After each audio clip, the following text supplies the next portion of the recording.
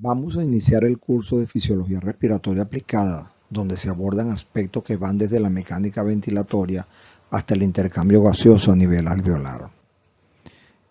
Este curso consistirá en clases de unos 45 minutos, haciendo un abordaje lo más explicativo posible de aspectos que pueden resultar un tanto difíciles de entender.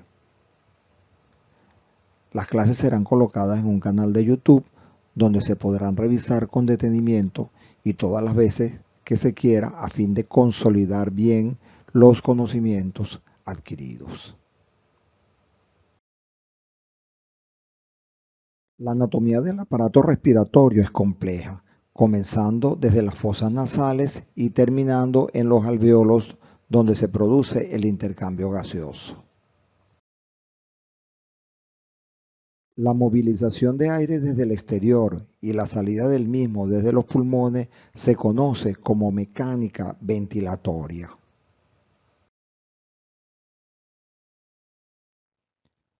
Los movimientos respiratorios son dos: la inspiración, que consiste en la entrada de aire, la cual es un movimiento activo, y la expiración, que es un movimiento pasivo. De tal manera que en la mecánica ventilatoria existen la fase inspiratoria y la fase expiratoria. Cuando se analizan las fases, se tiene que para la inspiración existen músculos productores de la misma. Estos son el diafragma y los intercostales externos. Cuando se requiere mayor potencia, se utilizan los músculos facilitadores de la fase, entre ellos genio-gloso, genio-ioideo y el resto que se pueden leer en la diapositiva. En el caso de máximo requerimiento, se pueden utilizar los músculos accesorios de la fase, entre ellos los esternocleidomastoideos, escalenos y el resto que igualmente se pueden leer en la diapositiva.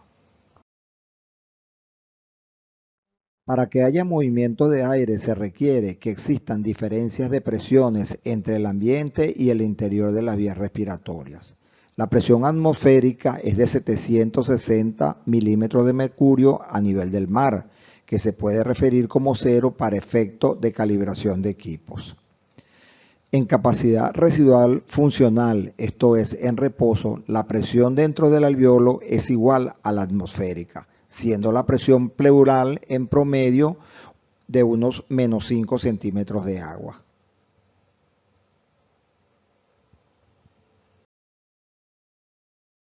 Al producirse la contracción del diafragma e intercostales externos, se genera una diferencia de presión, quedando el alveolo con una presión de 1 menos 2 centímetros de agua al descender la presión pleural. Esto moviliza aire desde el exterior, cuyo volumen será incrementando en la medida en que la contracción sea mayor, hasta que al llenarse los pulmones se detiene nuevamente el flujo al igualarse las presiones tanto externas como internas.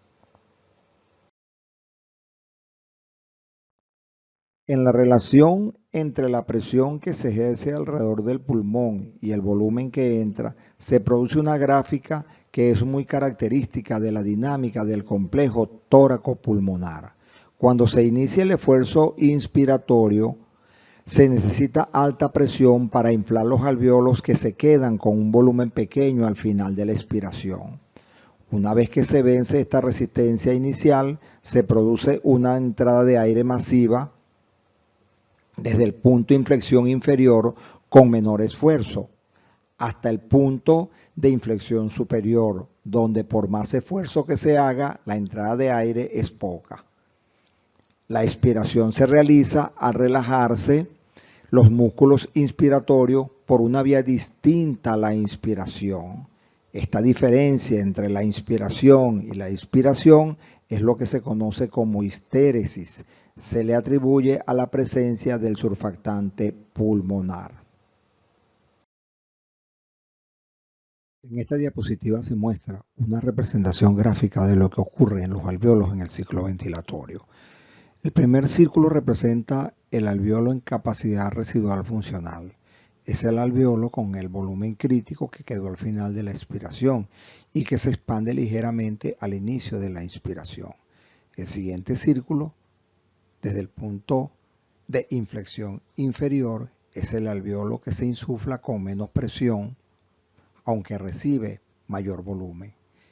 Y el tercer círculo, al final de la inspiración, cuando ya estos alveolos están casi totalmente expandidos, necesitando mayor presión, pero logrando poco cambio de volumen. Esto ocurre desde el punto de inflexión superior.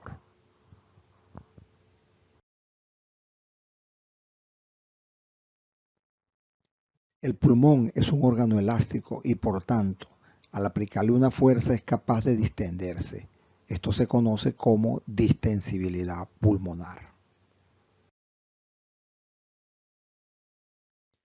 La distensibilidad pulmonar depende de la elastina o tejido de sostén del parénquima pulmonar y de la tensión superficial.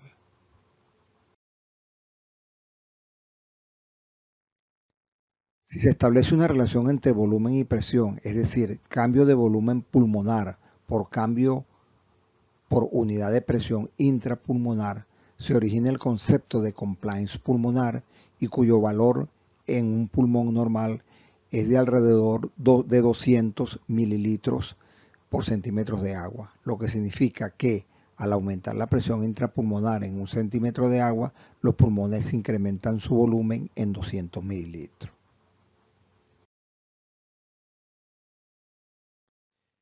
En este mismo orden de ideas, si el pulmón es distensible, también tiene una tendencia a recuperar su forma original o de reposo por ser un órgano elástico. Esto es conocido como elasticidad pulmonar. Cuando se relaciona la presión con el volumen, se obtiene el concepto de elastancia, que es de magnitud opuesta a la compliance. De este modo, se puede definir distensibilidad como la fuerza que debe aplicarse para sacar un cuerpo elástico del reposo y elasticidad la fuerza que debe ejercerse para regresar al estado de reposo, siendo sus derivadas la compliance y la elastancia y cuyos valores son opuestos, es decir, a mayor compliance, menor elastancia y viceversa.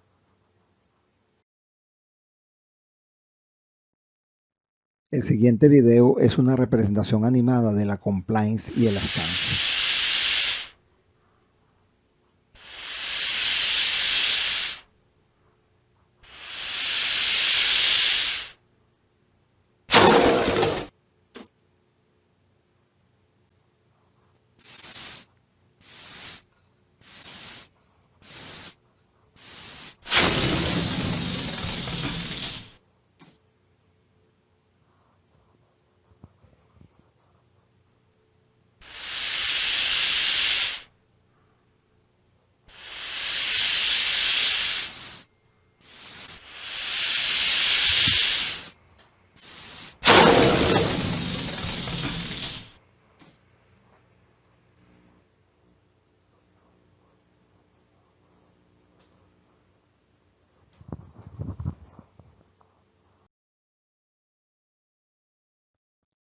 En relación a la compliance, existen dos conceptos que son importantes destacar a efectos de comprender mejor la relación entre volumen y presión. Se habla de compliance dinámica cuando la medición se hace en condiciones de movimiento y representa la presión ejercida sobre todo el complejo tórico pulmonar.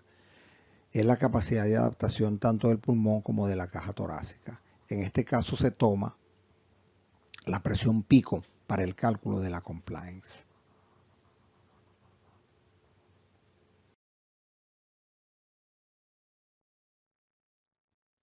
A diferencia de la compliance dinámica, en la compliance estática la medición se hace en ausencia de flujo.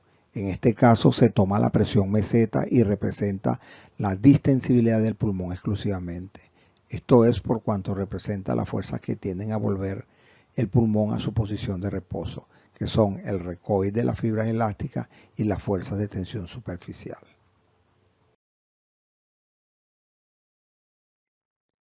En cuanto a la fase expiratoria, es un fenómeno pasivo. Los músculos inspiratorios deben relajarse. Solo existen músculos facilitadores de la fase.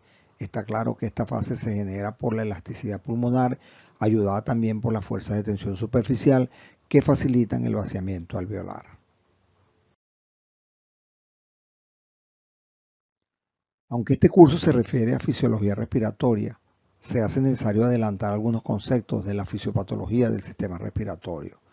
En el daño pulmonar inducido por ventilación mecánica se sabe que es el volumen y no la presión la que se asocia a lesión pulmonar. De este modo, cabría preguntarse, ¿qué juego de presiones está mejor relacionado con el volumen pulmonar? Los estudios han demostrado que es la presión transpulmonar, que es la presión alveolar menos la presión pleural, la que mejor se relaciona con el volumen pulmonar o volumen corriente.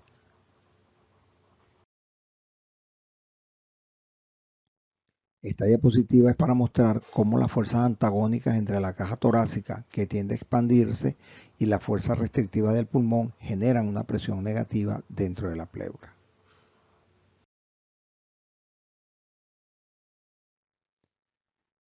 Es importante entender claramente cómo se calcula la presión transpulmonar y cuál es su significado.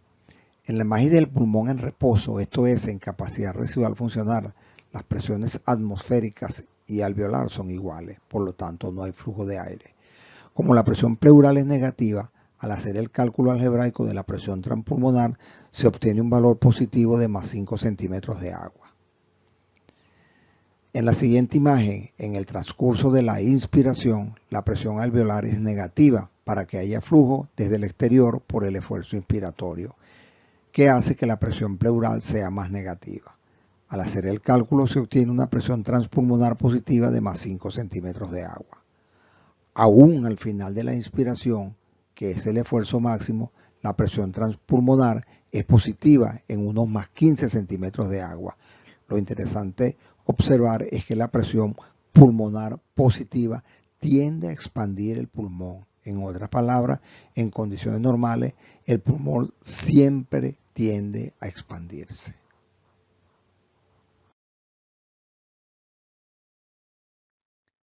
Es solo después de una expiración forzada cuando la presión pleural puede aumentar a valores extremos, en el ejemplo hasta más 20 centímetros de agua por el esfuerzo expiratorio, que la presión transpulmonar pasa a ser negativa, lo que tiende a colapsar el pulmón. Como hecho práctico, cualquier situación que vuelva positiva a la presión pleural tiene el mismo efecto, ejemplo, neumotórax, derrame pleural.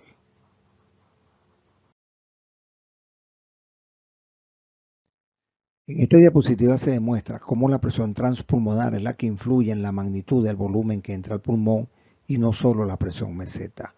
En este caso se muestra la presión alveolar como representativa de la presión meseta. En una persona normal, respirando espontáneamente, cuando se calcula la presión transpulmonar, se obtiene un valor de más 8 centímetros de agua, lo que podría corresponder a un volumen corriente de 400 cc. Esto es un estimado para efectos del ejemplo.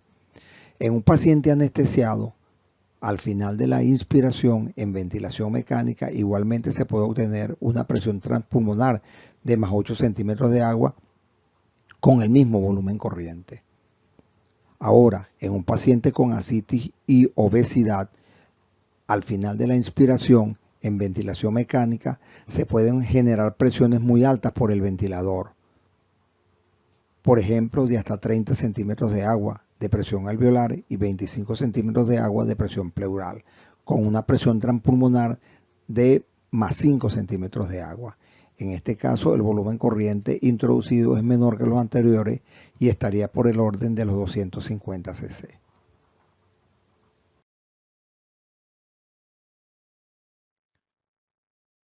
Cuando se considera un trompetista emitiendo una nota musical en su máximo esfuerzo, puede generar una presión alveolar de hasta más 150 centímetros de agua, pero a su vez la presión pleural puede ascender a más 140 centímetros de agua. Al calcular la presión transpulmonar se obtiene un valor de más 10 centímetros de agua, con lo cual se puede obtener un volumen corriente de unos 500 cc. No obstante esas altas presiones obtenidas por el esfuerzo. Sin embargo, en un paciente con distrés respiratorio en ventilación mecánica no invasiva, BiPAP por ejemplo, al asistirse puede generar una presión negativa en la pleura de menos 15 centímetros de agua, pero el ventilador le enviaría una presión positiva que puede estar en el orden de los más 10 centímetros de agua, generando una presión transpulmonar de más 25 centímetros de agua, con lo cual el volumen corriente se elevaría a unos 600 cc, mucho mayor que los ejemplos anteriores, explicado por el aumento de la presión transpulmonar. En definitiva, la presión transpulmonar es la responsable del volumen corriente que entra al pulmón.